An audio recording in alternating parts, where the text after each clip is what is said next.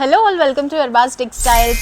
So ఒక్కసారి శారీ చూడండి, 1050 రూపీస్లో ఒక బ్యూటిఫుల్ శారీ అండి, మ్యాంగో సిల్క్ శారీ.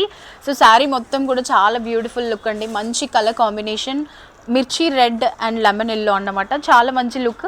ఒక్కసారి ఈ శారీ బార్డర్ చూడండి, మనకి చెక్స్లో వచ్చింది, చెక్స్ వచ్చేసి మంచి స్వాన్స్ వచ్చాయి అండ్ అక్కడ కూడా బిగ్ బార్డర్లో కూడా చెక్స్ వచ్చింది అన్నమాట.